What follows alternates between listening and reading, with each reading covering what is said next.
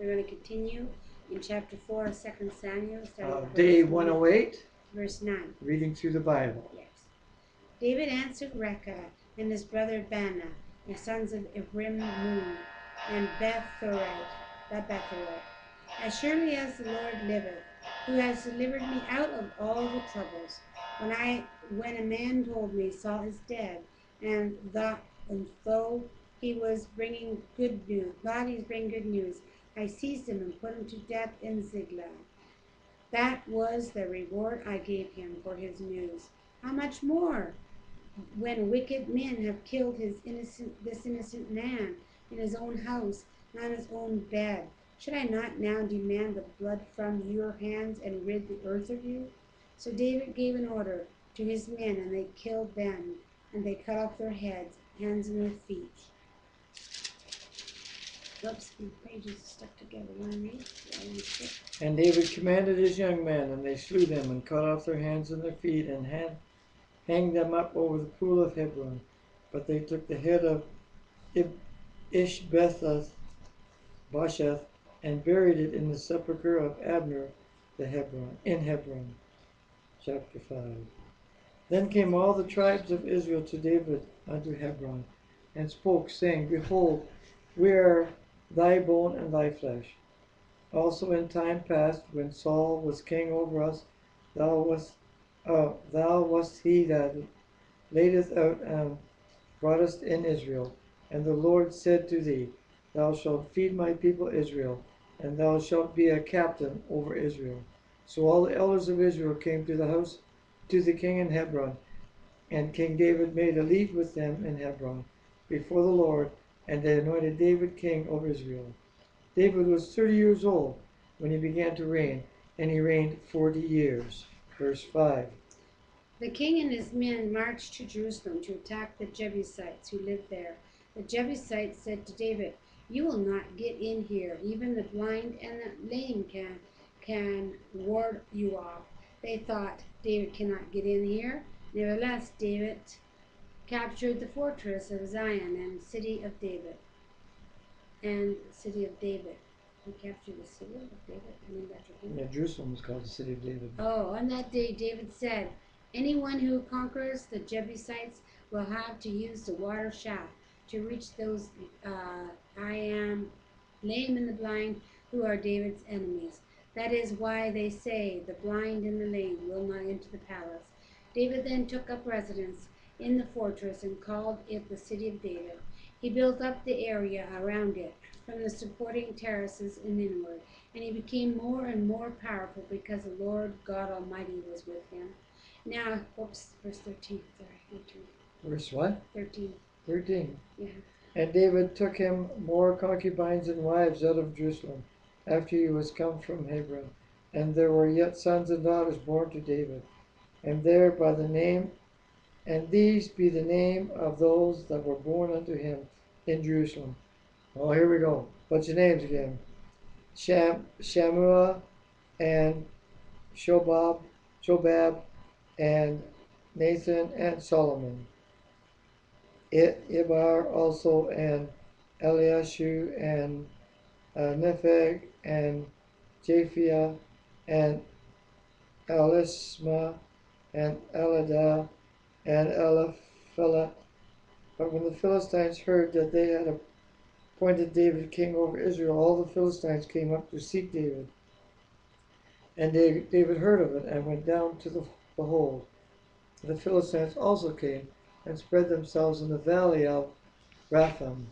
And David inquired of the Lord, saying, Shall I go up to the Philistines? Wilt thou deliver them into mine hand? And the Lord said to David, Go up, for I will doubtless deliver the Philistines into thine hand. And David came to Bel-perazim, and David smote them there, and said, The Lord hath broken forth upon thine enemies before me, as the breach of waters. Therefore he called the name of that place Baal-perazim. And there they left their images, and David and his men burnt them. And the Philistines came up yet again, and spread themselves in the valley of Raphaim. And when David inquired of the Lord, he said, Thou shalt not go up, but fetch a compass behind them, and come upon them over against the mulberry trees. And let it be, when thou hearest the sound of a going in the tops of the mulberry trees, that then thou shalt bestir thyself, for then shall the Lord go out before thee to smite the host of the Philistines. And David did so as the Lord had commanded him, and smote the Philistines from Geba unto thou came to Gezer. Until thou come to Gezer. Okay, that's yeah. King James version is a little different. I always had trouble with King James version. It says mulberry trees in yours. Yep. Mine says balsam. Balsam and mulberry are the same thing, right? Do a check on it. I wonder why they have two different trees in them. I don't know. There's a couple of discrepancies, isn't there, when you're reading? Yeah, not necessarily. You got to figure out what a balsam. Like this been two times. Okay, what's the next portion? We're reading Luke 14, 25 to 35.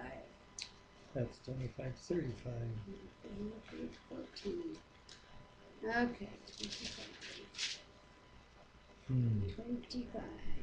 Large crowds were traveling with Jesus, and turned unto he said, if anyone comes to me and does not hate his father and his mother and his wife and his children, his brothers and his sisters, yes, even his own life, he cannot be my disciple. And anyone who does not carry his cross and follow me cannot be my disciple. Suppose one of you wants to build a tower.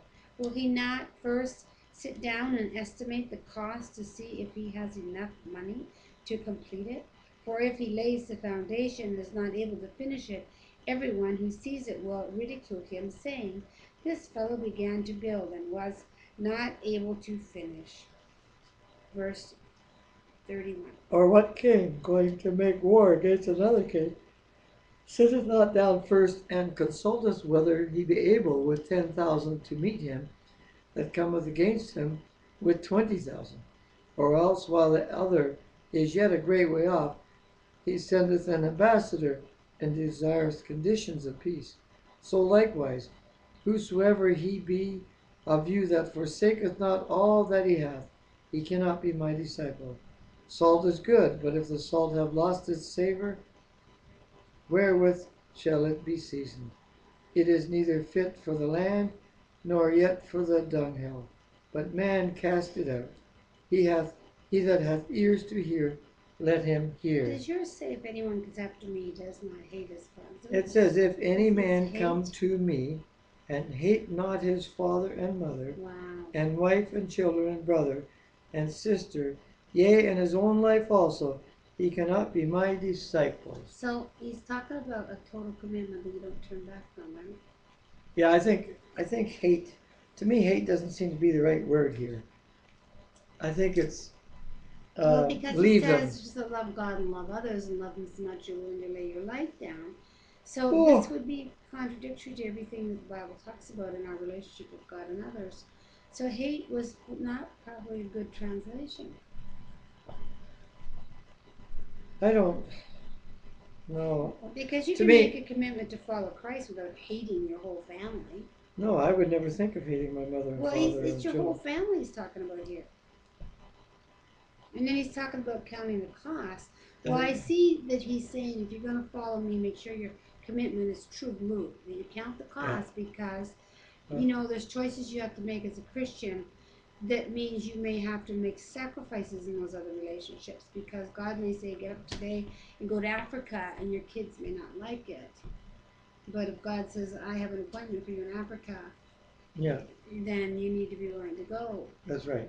But maybe denying them a little bit. You know, I don't know why he would use the word hate. I think you'd have to go back to the, I guess this is Greek here, isn't Yeah. it? And you'd have to see, Hebrews in the Old Testament. you'd have to Greek. go back to the Greek and see what it says for what word. Oh, Because he ends it with saying, salt is good, but if it loses its saltiness. So we have to continue to have that fervor, that in love. Like when you first, for those of you who are Christian, when you first, when God first calls you into relationship with Him, you get this feeling of being almost intoxicated in love. You're full of joy, and everything seems more clear, and your appetite for God's presence is really great. Um, and so if you lose that, it's like salt losing its saltiness. If like a lot of people who are religious go through a plateau where they say, I'm sick of going to church, and I've been there, done that. I'm not even sure I believe it I've gone so anymore. long, I'm beginning to wonder whether there's Yeah, really a God, yeah. And so what I think has happened is they've got church confused with relationship with God. And not that it's not good to assemble, because God tells us to hang out with people of same faith. But when you put that ahead of God, you're becoming like, it becomes like an idol, or like one of those high places they have in the Old Testament, right? Where they met. So we have to keep our saltiness, meaning we have to be salt was medicine in the old days, right? You have to be like the bring the cure for sin through salvation to the people in your life. Anyway, we're rambling on again.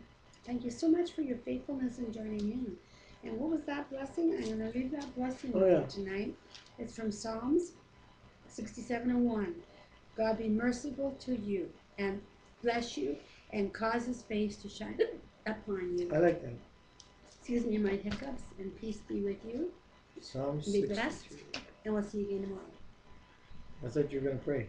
That was my Oh. I prayed a song. Psalm 63, eh? Yeah. 67. You read the whole thing? Oh, it's a nice long one.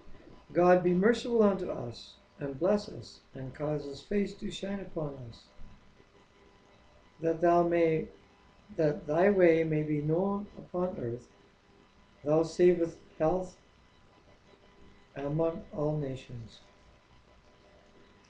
Let the people praise thee, O God. Let all the people praise thee. O let the nations be glad and sing for joy, for thou shalt judge the people righteously, and govern the nations upon earth. Let the people praise thee, O God. Let all the people praise thee. Then shall the earth yield her increase, and God, even our own God, shall bless us. God shall bless us, and all the ends of the earth shall fear him. And that's just a little bit out of reading. Yeah. It's interesting reading. But this first part is really good. Linda was saying earlier today that she was reading in Psalms. What psalm were you reading? I think it was 37.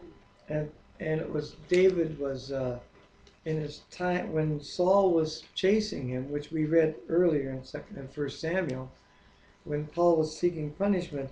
David was one of these guys that wrote things down, and so he wrote the Psalms. Yeah, and so part of his struggle when he was struggling with the whole gamut of Saul chasing him and whether he'd ever become king or whether he'd ever survive Saul, uh, David writes the Psalms, some of the Psalms. And so he writes from his heart. And the Bible says Saul was, how was that? God and Saul had a relation. God and David had a relation. Oh, yeah. God and David had a relationship because of God. Not David and No, David and God. Oh yeah, David and God, but had a relationship. Jonathan and David as well. Now, what I'm talking about, David, God said David was a man after his own heart. Yeah, that's what I was trying to say. Yeah. And so David talks, very much like when we get to Psalms, you'll see he really